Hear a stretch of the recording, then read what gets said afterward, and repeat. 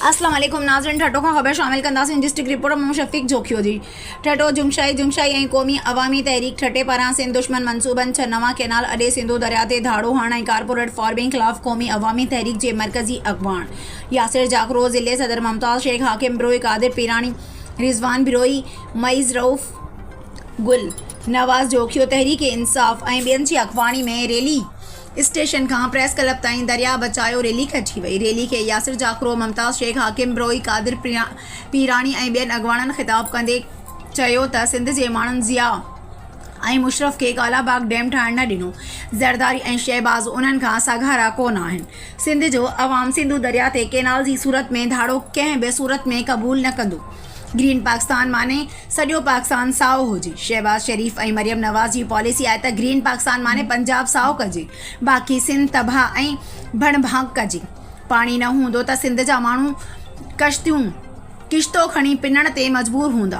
हिननि चयो त चोलिस्तान ऐं ॿिया 5 कैनाल ठही विया त सिंध बंजर थी वेंदी। नवां कैनाल ठाहिण ऐं चश्मा तौनसा कैनाल खे मुस्तक़िल वहाइण गैर आइनी आहे।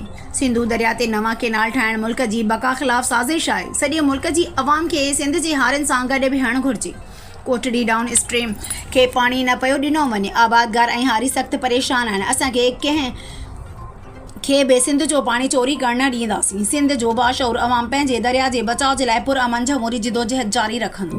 पाणी असांजो हक़ आहे। पंजाब साम्राज्य मुसलसल असांजे पाणीअ ते लगातार धाड़ो हणंदो पियो अचे।